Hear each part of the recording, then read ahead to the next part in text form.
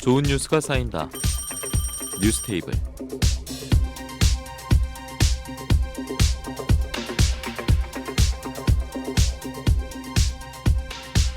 I saw the fire in your eyes. I saw the fire when I looked 네, 격주 월요일에 여러분 함께하고 있는 두 분 소개해드리겠습니다. 이현주 전 국회의원, 허승무 전 성원시장 함께하도록 하겠습니다. 어서 오십시오. 네, 안녕하세요. 네, 안녕하세요. 네, 반갑습니다. 자, 먼저 저희가 2주 전에 방송에서 우려했던 상황이 결국 현실이 됐습니다. 김기현 국민의힘 당대표 같은 경우에는 이제 현장 방문은 하지 않았습니다만 SNS로 단식 중단을 요청하기도 했었고, 또 민주당 내에서는 의원 결의 통해서 단식 중단 촉구했었는데 결국 이재명 당대표가 단식 19일째인 오늘 병원으로 이송이 됐습니다. 자, 이현주 전 의원님, 강대강 단식 정국이 결국 지속이 됐고 지금 이런 상황이 벌어졌는데 좀 어떻게 평가를 하십니까? 그래서 이제 이 단식 자체에 대한 이 평가를 떠나서요. 예. 저는 이제 이 정치가 왜 이렇게 됐지 하는 생각을 해봤어요. 그러니까 어쨌든 간에 지금까지 이제 이 한국적 어떤 정서라고 해야 되나요? 그래서 우리가 보면 아무리 서로 이렇게 다투고 이렇게 논쟁을 하다가도 경쟁을 하다가도 어쨌든 뭐 경사에는 가서 축하해주고 또 조사에는 가서 위로하는 게 한국적인 어떤 예의, 동방예의지국의 어떤 법도 아닙니까? 예. 그리고 어떻든 간에 또 장례식장에 가서는 서로 이렇게 헐뜯지 않고 이런 게 있었단 말이에요. 그건 우리 국민들이 진영을 떠나서 다 공통되게 갖고 있는 정서일 거예요. 근데 그동안 그래서 단식을 할 때는 아무리 서로 막 아웅다웅 하다가도 그래도 위로하고 좀 안타깝게 생각하고 뭐 그것을 그 말을 들어주고 이런 걸 떠나가지고 최소한 그런 자세가 있었고요. 뭐 그걸 가지고 조롱을 하거나 하는 것은 아주 정말 저열한 극히 일부의 어떤 극렬 지지층에서나 있었던 일이지. 그래도 정치권의 리더들은 그러지 않았단 말이에요. 근데 최근에 보면 이러한 행동을 가지고 막 조롱한단 말이에요. 예. 그래서 저도 비판을 했는데 이러지 말았으면 좋겠다. 더군다나 여당은 권력을 갖고 있잖아요. 저는 항상 강자가 포용을 해야 된다 이렇게 생각하거든요. 야당 입장에서는 견제를 하는 거기 때문에 아무래도 조금 싸나울 수밖에 없는데 그것을 포용할 수 있어야 권력을 가진 자다라고 생각을 하는데 이번에 굉장히 우리 당이 국민들한테 그것 때문에 이재명 대표의 단식 자체에 대한 당부를 떠나서 평가를 떠나서 예. 그래도 오히려 보수적 태도를 가진 사람일수록 그 문제에 대해서 비판적인 얘기 하시는 분들 봤어요. 이게 이러면 안 된다. 이거 태도가 말이 아니다. 예. 예의가 아니다. 이런 얘기도 하더라고요. 네, 역시나 뭐 허승우 전 시장도 공감을 하실 거고, 뭐 예의나 그리고 뭐 예절이나 정서 이런 걸로 따질 문제는 아닙니다만, 그 단식 중에 2번의 검찰 출석도 있었고, 또 오늘 오전에 백현동 대북 송금 의혹으로 구속영장까지 청구를 했습니다. 이 와중에 또 단식 여파로 또 병원으로 이송이 됐고요. 좀 어떻게 보십니까? 예, 단식 19일 차면 뭐 의식이 거의 없습니다. 그래서 스스로 물도 마실 수가 없어요. 누군가 먹여주지 않으면. 이제 그렇기 때문에 여기서 병원을 가지 않으면 정말 절망적인 상황이 생길 수밖에 없는 거죠. 그래서 거의 강제로 지금 병원으로 보내신 것 같은데 빨리 회복되길 바라고요. 방금 이제 사회자께서 말씀하신 것처럼 2분의 검찰 조사가 있었습니다. 8시간, 4시간. 그리고 또 지금 구속영장도 청구한다는 거 아닙니까? 그렇죠. 그러니까 이런 상황들을 종합해 보면은 한마디로 이건 인면수심이다. 사람의 얼굴을 했지만 마음은 짐승과 같은 마음으로 대하고 있다. 이런 판단을 국민들이 지금 할 겁니다. 예. 바로 거기에서 방금 이현주 의원께서 말씀하셨듯이 이 평가에 대한 것은 뭐 호불호를 제외하고도 최소한의 우리가 사람이 갖고 있는 도리, 그 도리를 지금 이 정부가 못하고 있다 하는 지적을 피하기는 어렵다고 봅니다. 네, 허승무 전 시장의 말에 아마 한동훈 법무부 장관은 반박을 할 것 같은데 이렇게 밝혔습니다. 본인들도 명분이 없다는 걸 아니까 손에 잡히는 물건 아무거나 잡아서 집어 던지듯이 총리 해임이나 내각 총사퇴 이런 맥락 없는 이야기를 쏟아낸다. 이거 풀어서 설명해 드리면요. 민주당은 이제 대정부 투쟁 강도를 지난 주말 더 본격적으로 느끼지 않았습니까? 16일 그제입니다. 비상의총 열고 한덕수 총리 해임 건의안 즉시 제출. 오늘 박광훈 대표 입으로 본격적으로 나왔고요. 또 윤 정부의 전면적 국정 쇄신, 내각 총사퇴 촉구, 순직 해병 수사방해 사건 은폐 특검 관철을 위한 절차 돌입, 불법을 저지른 검사에 대한 탄핵 절차 추진 등을 결의문에 담았습니다. 자, 이 가운데 뭐 한동훈 장관의 발언이라든지 또 한덕수 총리 해임 건의안 제출을 어떻게 바라보시는지 두 분의 의견도 듣고 싶은데요. 먼저 이현주 의원 듣겠습니다. 뭐 한덕수 총리 해임 건의안 같은 경우는 좀 상징적인 그런 게 있는 것 같아요. 그래서 내각에 대한 어떤 불신임, 이런 것을 추진하고자 하는 것 같은데 여하튼간에 지금 이제 너무 많은 것들을 여기 단식에 걸다 보니까 사실은 전략적으로 봤을 때 도대체 뭘 원하는 거야 하는 그런 생각은 좀 들어요. 그래서 왜냐면 뭐 보통은 허무맹랑한 얘기다라는 표현도 있었죠. 아니 예. 허무맹랑 그렇게 폄하 목적이 뭐가 있는데 이런 지적도 있던데요. 제가 아까도 말씀드렸죠. 말을 그렇게 할 필요 있나? 이런 거지. 하나만 요구해라라든지 이렇게 예. 말할 수도 있잖아요.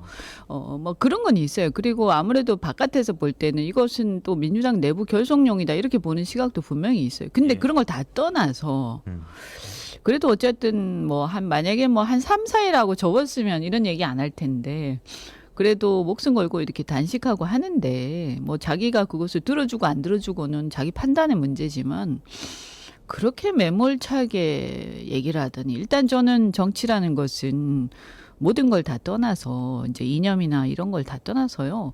기본적으로 좀 인간이 돼야 된다 이렇게 생각을 하거든요. 인간이 돼야 한다. 예. 제가 좀 말이 좀 그렇습니다만 그 왜 그런 식으로 얘기하지? 그리고 그렇게 해가지고 무슨 정치를 합니까? 그 한동훈 법무장관은 기본적인 정치인으로서의 자세가 안 돼 있어요. 제가 볼 때는.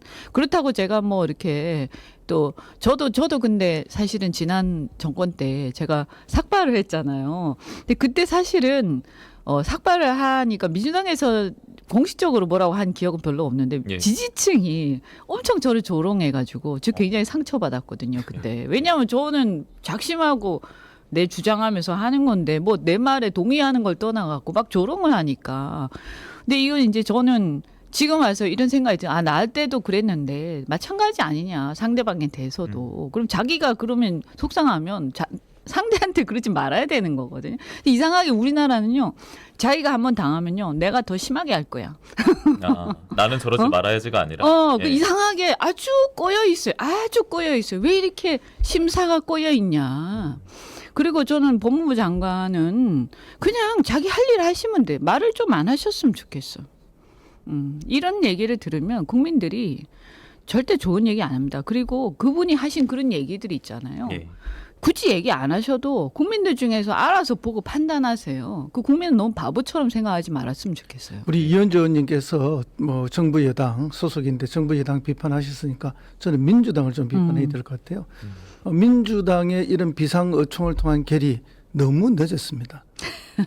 지금 너무 늦은 카드다. 그럼요. 이 여러 가지 이야기들은 사실은 이 정권 1년 6개월 때 이미 여러 차례 나왔어야 될 이야기들이고 이 정도 결의가 사실은 대표가 단식에 들어가자마자 이런 결의를 하고 대표와 같이 대표는 단식으로 싸우고 의회에서 원내에서 싸워주고 이렇게 했어야 될 내용들이거든요.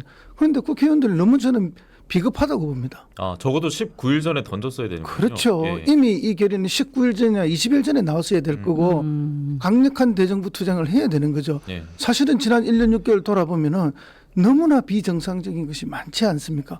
그럴 때 야당은 제대로 싸워줘야 되고 제대로 국민들의 의사를 대변해 줘야 되는데 야당 중에 우리 민주당 국회의원들 중에 일부는 보면은 아직도 자기가 여당 국회의원인 줄로 착각하는 것 같아요.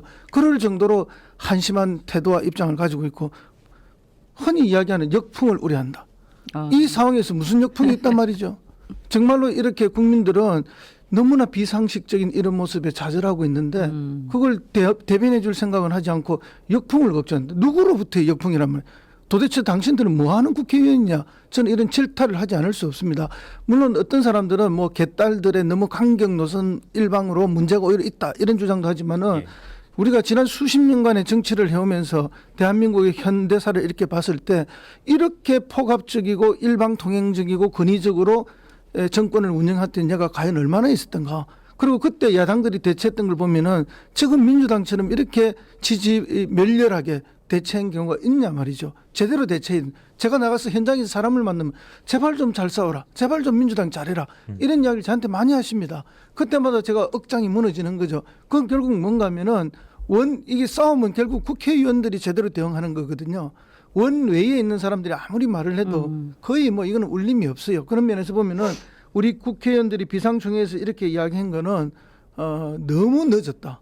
진작에 20일 전에 했어야 될 일을 예. 했다. 그래서 국민들이 무슨 말을 하는 건 타이밍이 놓치는 거죠. 타이밍을 놓치면 감동이 떨어지는 거예요. 예. 공감이 떨어지고 그래서 더 문제가 되는 거예요. 알겠습니다. 저 참 두 분 다 보기 드물게 소속 정당을 동시에 이렇게 좀 비판하는 둘 다 모습을 처음 듣는 것 잘못하, 같습니다. 둘 다 예. 제대로 하는 게 하나도 없는 것 같은데요. 제가 예. 보니까. 이게 참 단식 정부에서 이런 지금 상황이 연출이 되고 있는 건데 그렇다면 이 대목에 대해서는 좀 어떻게 평가를 하시는지 궁금합니다. 앞서 뭐 역풍 얘기도 하셨고 여러 가지 평가를 하셨는데 그 의총 비상의총에서 그 결의문 포함된 내용 중에 불법 저지른 검사에 대한 탄핵 절차 추진이 있지 않았습니까?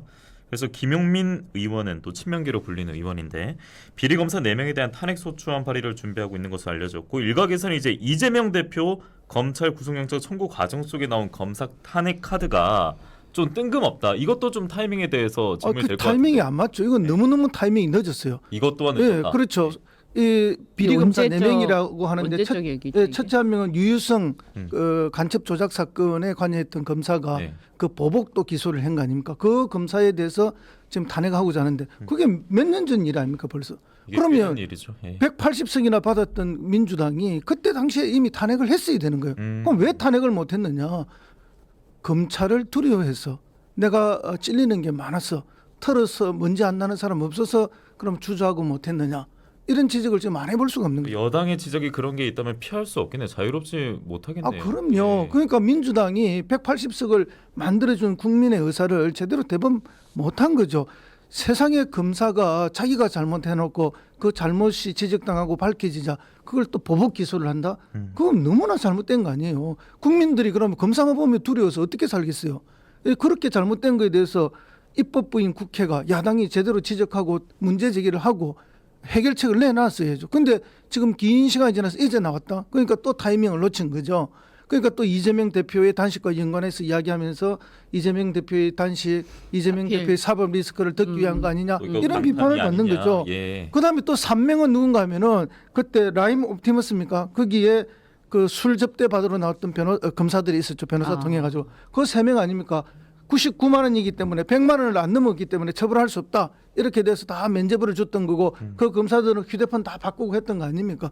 그러면 그때 힘을 모아서 검사 탄핵에 들어가야 되는 거죠. 그때도 역풍이 무서웠어. 역풍을 두려워했어.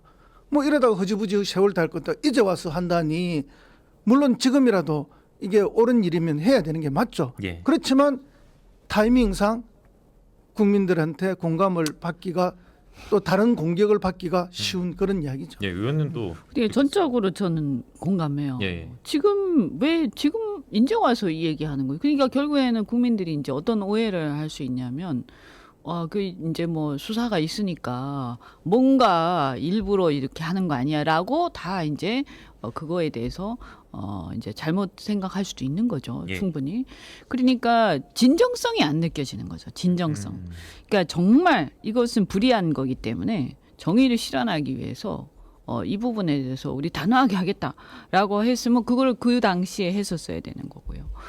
그 다음에 이제 뭐 지금이라도 저는 이것은 뭐 문제가 있는 게 맞다면 이것은 하는 게 맞다 옳다라고 저는 생각합니다. 검사가요 이런 식으로 하면 안 됩니다. 검찰이라는 것은 이건 당의 문제가 아니에요. 그렇지 않습니까? 어느 누가 정권을 잡더라도 이런 식으로 하면 안 되는 거예요. 그러니까 가지고 노는 거예요 정치권을. 그렇지 않습니까? 그다음에 전 좀 아쉬운 게 아까 그런 비슷한 얘기도 하셨는데 예. 민주당이 지난번에 정권을 잡았잖아요. 근데 그 정권은 어떻게 잡았습니까? 탄핵 이후에 국민적 지지. 그래서 그 당시에 다당제였지만 정권을 잡은 이후에 문재인 대통령을 국민의당과 바른정당 지지층이 다 지지를 해줬어요. 그러면서 그때 80% 가까운 지지율이 그래서 나온 거거든요. 그러면서 국가개혁을 수행을 하라라는 명령을 내렸는데 그 정도에 대해서는 합의가 필요했겠지만 어쨌든 그 중에 하나가 검찰개혁이었어요. 다 합의하고 있었다고. 뭐 내용에 대해서는 약간의 이제 좀 이견이 있었지만 그러면 그 검찰을 개혁하는 부분에 대해서 정말 진정성 있게 했었어야 되는데 그때 저도 이제 국민의당에서 제가 비판을 했지만 아니 정권을 잡고 나니까 완전히 딴 생각이 생겼는지 그 공수처 사실은 별로 실효성 없을 거라고 제가 얘기를 했는데 그것만 하고 그다음에 실질적으로 내부적으로 어떤 검찰의 어떤 행태라든가 여러 가지 구조적 문제에 대해서 들여다보지 않았다. 그래서 왜 그러냐. 오히려 검찰을 어떤 적폐청산 내지는 보복 다른 그전 정권에 대한 보복을 위해서 검찰을 이용하려고 했던 검찰을 혹은 정권을 유지하기 위해서 검찰을 장악하려고 했던 그런 내심이 있었던 거 아니냐. 그러다 보니까 어떤 일이 일어났냐. 윤석열 검찰총장을 검찰총장으로 아주 그 급승진을 시켜가지고 발탁을 했죠. 사실은 승진해서 할 만한 상황이 아니었는데 급승진을 시켰어요. 그러다 보니 그러니까 어떻게 됐냐. 이분이 너무 과할 정도로 적폐청산이라는 거 확인해야 되지만 완전히 사실 어떤 칼부림이 일어났다면 어떻게 보면 그것이 지금까지 쭉 연장되는 어떤 여야 간의 이 감정적인 싸움하고 연결이 돼 있다고 저는 보거든요. 그래서 뭐냐. 검찰을 장악하려고 하지 말고 정권을 잡으면 검찰이 정말 진정성을 가지고 개혁을 해야 된다. 앞으로도 이 부분 우리가 명심해야 된다고 생각합니다. 네, 두 분 모두 뭐 타이밍에 대한 지적을 해주셨는데 어떻게 지금 30초 정도 남아 있거든요. 저희 전반전 마감하기 전까지 더 하실 말씀 있으십니까? 예, 저는 민주당 국회의원들이 야성을 가지고 정말 아주 단호한 각오를 가지고 예. 현 정국에 대응해야 한다 이렇게 봅니다. 알겠습니다. 저희가 이제 전반전은 마무리하겠습니다. 두 분 하실 말씀 워낙 많다 보니까 늘 시간이 부족합니다만 저희가 이제 후반전 들어가서는 지난주 또 2차 기각 있지 않았습니까? 이 3명의 후보자 인물에 대한 할 이야기가 많을 것 같습니다. 잠시 후 돌아와서 이야기 나누겠습니다. 네, 이현주 전 국회의원, 허성호 전 창원시장에게 듣는 진짜 정치 이야기 함께하고 있습니다. 말씀드린 대로 이제 후반전에 2차 개각에 대한 이야기 나눠보도록 하겠습니다. 이 3명의 인물 제가 호명만 해드리면 하실 말씀이 굉장히 많을 것 같습니다. 국방부 장관의 신원식 국회의원, 문체부 장관의 유인촌 대통령 특보, 여가부 장관의 김행전 비대위원 지명이 됐습니다. 자, 어떤 분에게 먼저 들을까요? 이현주 전 의원께 들을까요? 네. 시대착오적. 시대착오적이다. 지금 MB 때가 아닌데. MB 때가요. 우리 MB 하니까 MB 네. 때가 마치 바로 전 정권인 것 같아요. 근데 그게 그렇죠. 아니고 예. 15년도 더 됐어요. 맞습니다. 이게 정말 세대가 한 2번인가 바뀐 그런 건데 이게 도대체 지금요. 그리고 문체부는 문화체육 분야는 굉장히 젊은 사람들이 주류인 분야예요. 특히 다른 분야에 비해서. 예. 근데 이런 죄송합니다만 정말 시대를 완전히 시대의 뒤안길로 가신 분이 전원일기 때 세대 저는 뭐 전원일기 좋아합니다. 그렇지만 그 전원일기가 언제적 전원일기예요. 근데 지금 K컬처 하고 있는데 전원일기 가지고 되겠습니까? 그래서 이거는 뭐지? 그리고 이분이 그 전에 이제 보면 그 블랙리스트 그 의혹이 있잖아요. 근데 그러면 그런 문제가 있었으면 쓰지 말아야지. 더군다나 옛날에 했던 사람 다시 쓰는 것도 재활용하는 것도 문제인데 그때 잘한 게 아니라 굉장히 말이 많았단 말이에요. 근데 왜 쓰는 거지? 이건 무슨 아무 교훈이 없는 거 아니에요? 그럼 그건 뭐냐? 제가 볼 때는 또 해라 이건가? 한번 해봤으니까 이제는 잘 피해서 잘 해봐라 이건가? 그런 의미의 대통령실은 이 사람들이 아니 적임자다라고 평가했어요. 그렇게 국민들은 네. 생각이 들어요. 국민들이 볼 때는 왜 하라는 거지? 사람이 없을 리는 없잖아요. 그리고 그렇죠. 유인촌 그분은 뭐 그 전부터 친했겠어요. 그런데도 하는 이유는 제가 봤을 때는 블랙리스트 그렇게 해서 한번 문제되고 했으니까 그러면 이번에는 문제 안 되게 잘해봐라 이런 뜻인가? 그런 의심이 든다.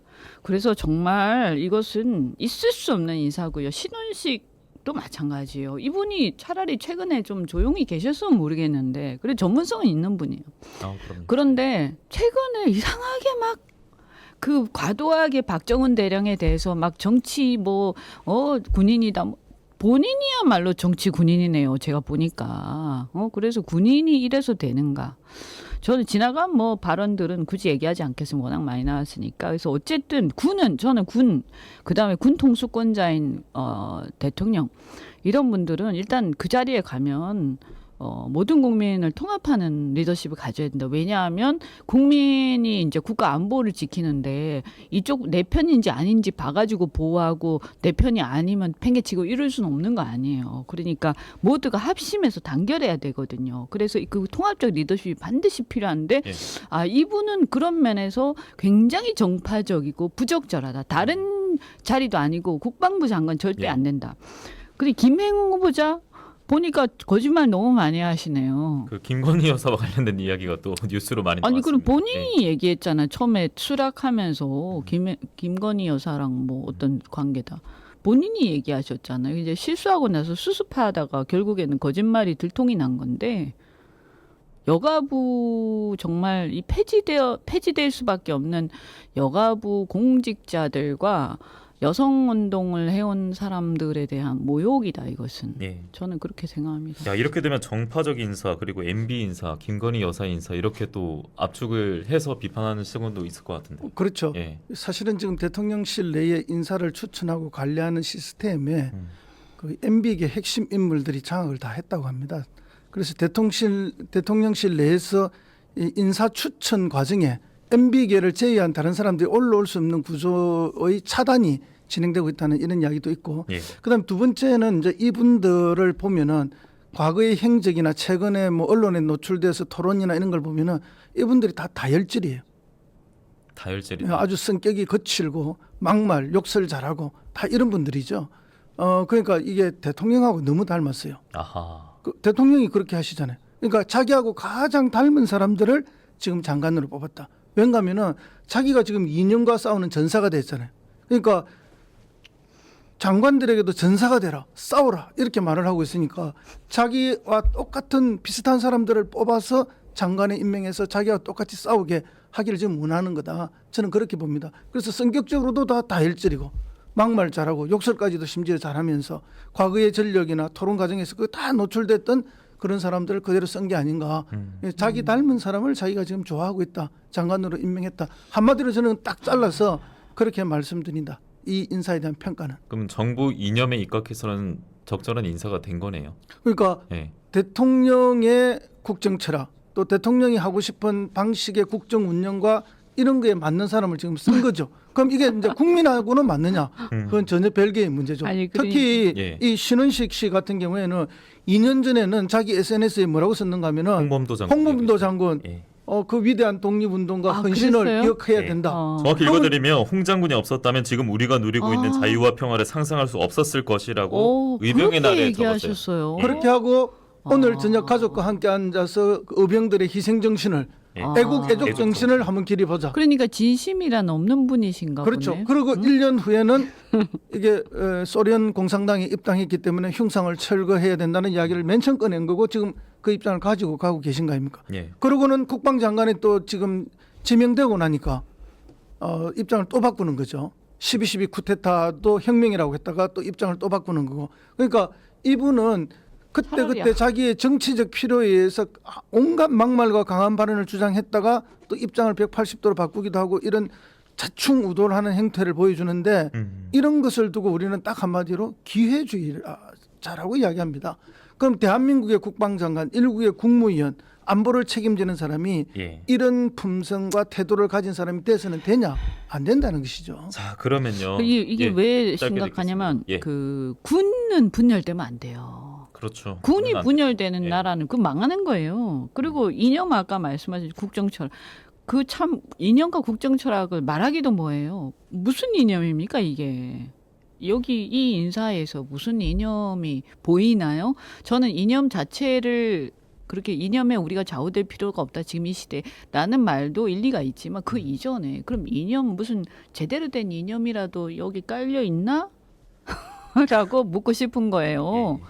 네. 그래요. 저도 그러니까요. 물러서 목소리 들으려고 오늘 모셨습니다. 네. 예. 예, 저는 제일 중요한 게 이게 헌법 정신을 잘 이해하고 수호할 수 있는 국무위원들이 돼야 되는 거거든요. 예. 근데 이 세 분이 그렇지 못하다는 그냥 것에 굉장히 일단은 뭐 안타깝습니다. 인사청문회가 있으니까 통과 여부를 또 지켜보고 제가 예, 볼 또 때 그 이념이 얘기를 있긴 해봐야 될 있는 것 같습니다. 같아요. 그 어떤 왕처럼 좀 모시고 보호하고 왕. 수호 예. 수호 기사가 돼달라, 뭐 수호무사가 돼달라, 뭐 이런 건가? 그런 이념, 봉건적 이념이 좀 있는 것 같긴 합니다. 그러면요 여기서 뭐 이념 얘기도 나오고 앞서 또 전 시장님께서 뭐 기회주 얘기도 나왔는데 감사원 뉴스도 있더라고요. 요즘 머리가 너무 아픈 것 같습니다. 주제가 너무 산발적으로 다 튀어나와서 감사원 얘기가 간단하게 소개해드리고 두 분 말씀 들으면서 마무리하도록 하겠습니다. 지난 15일에 문재인 정부 시절에 집값, 소득, 고용 관련 통계에 청와대 등의 개입으로 왜곡과 조작이 있었다는 중간 감사 결과가 감사원으로부터 발표가 됐습니다. 그리고 문재인 정부 인사 22명을 검찰에 수사 의뢰했는데 이제 문 정부가 통계 조작했다 이 얘기 아니겠습니까? 줄이면요. 자, 예. 그래서 대통령실은 주식회사 대한민국 회계 조작이다. 뭐 이렇게 또 비판의 목소리 높였습니다. 두 분의 말씀 들으면서 마무리할 텐데요. 먼저 전 시장 듣겠습니다. 뭐 통계는 조그마한 조작만 있어도 왜곡되기 때문에 예. 반드시 진실이 전달되는 조작이 있어서는 절대 안 되는 일은 맞습니다. 예. 뭐 그 점을 누가 부인하겠습니까? 그러나 과연 문정부에서 그렇게 했을 거라고 믿는 사람이 얼마나 있겠습니까?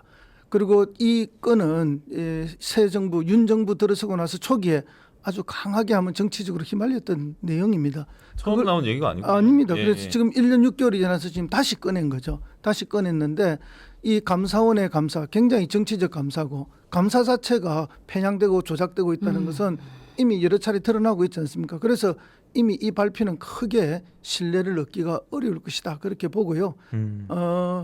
이제 뭘 하나라도 딱 원칙적으로 제대로 하면은 그 다음에 어떤 일도 거기에 따라서 신뢰가 축적이 되는데 예. 이 정부에서 초기에 그렇게 보복적으로 하고 왜곡해서 하다 보니까 이런 것들에 대한 신뢰도나 믿음도 많이 떨어진다. 그래서 이제 당에서 나온 이야기는 감사 조작이다 이런 표현까지 나오게 되는 거죠. 아, 통계법 위반 사항은 전혀 없었던 거예요. 이리 되면 이제 예. 진실은 어디 간지 없어지고 예. 결국은 정쟁만 남게 되는 아. 거죠. 그러면 왜 이걸 이 시점에 던졌느냐? 결국은 지금 윤 정부가 지금 코너에 엄청 몰려가고 있지 않습니까? 이 코너에 몰린 것에 탈출하기 위한 국면 전환하기 위한 전환용으로 이 시기에 던졌다. 저는 그렇게 봅니다. 야, 이게 서로 던져서 이렇게 뉴스가 많은 겁니까? 아니 그러니까 이게 갑자기 뜬금없이 나왔단 말이에요. 근데 이제 제가 볼 때 이건 뭐 내용은 어쨌든 제대로 이게 문제가 있다면 이것을 문제 삼는 게 맞죠. 하지만 왜 뜬금없이 이제 나오느냐. 정권 교체 한 지가 언젠데 지금 1년 반이 다 돼가도록 이때까지 아무 말도 안 하다가 왜 지금 얘기 나오느냐 이거예요. 그러면 감사원은 일을 안 하고 있었던 거야? 그다음에 그럼 그전 정부에서 감사원이라는 것은요. 그전 정부에는 감사원이 없었습니까? 여기에 감사원의 감사원장은 바뀌었을지 몰라도 그전에도 감사원은 그대로 있었어요. 우리 공무원들은 그대로 있는 거예요. 정권이 바뀌더라도.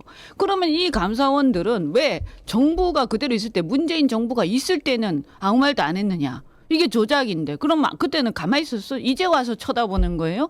이런 식으로 정부 눈치나 보고 정권 눈치나 보는 것들이 무슨 감사원입니까? 이건 저는 감사원 대대적인 개혁이 필요하다. 이따위로 한다면.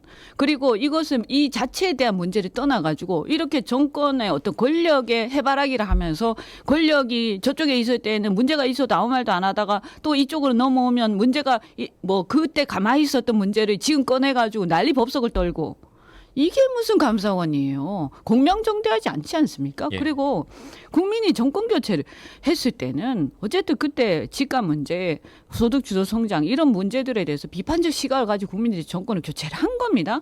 그러면 잘하라는 얘기예요. 그때 있었던 거를 뒤집는 데 멈추지 말고 더 잘하라는 얘기인데 그럼 지금 잘하고 있냐?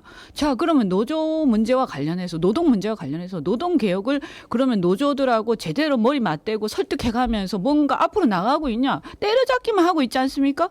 그다음에 집값을 갖다가 지금은 어떻게 하고 있냐? 이렇게 세계 경제가 문제가 굉장히 취약한데 예. 지금요 이 정부는 계속 대출을 늘리면서 집값을 부양하면서 경기를 인위적으로 부양하고 있어요. 뭐 선거 때문인지 모르겠지만 결국에는 지금 이 정부가 집값 문제를 제대로 하고 있냐부터 봐야 되는데 아무것도 하고 있지 않으면서 옛날 걸 뒤집어 가지고 후벼 파기만 계속하고 있다. 그것도 1년 반이나 지나서.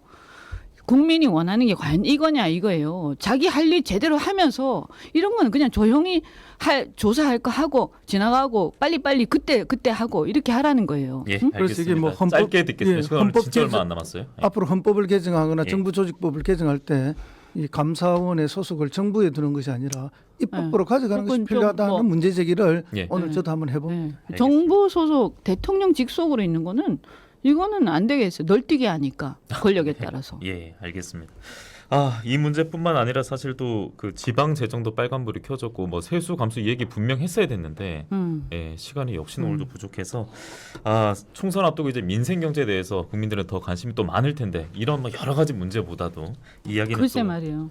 다음 시간에 저희가 얘기를 나눠봐야겠고 아마 우리도 추석 그런 뒤에 얘기하고 두 분 싶은데. 뵈야 될 것 같은데. 네. 지금 그동안- R&D 예산은 너무 심각합니다. 우리 창원에 그러니까요. 지금 예. 전기연구원과 재료연구원이 있거든요. 네. 이거 이렇게 감액시켜 버리면은 예. 연구 중단되고 심각한 후유증을 가져옵니다. 네, 다른 지역 나라들이 현안 막 사업 차질도 당연히 빚을 거고. 그러니까 네. 다른 나라들이 지금 이 세계 경쟁이 매우 치열해졌어요. 그죠? 이제 중국도 우리 경쟁장입니다.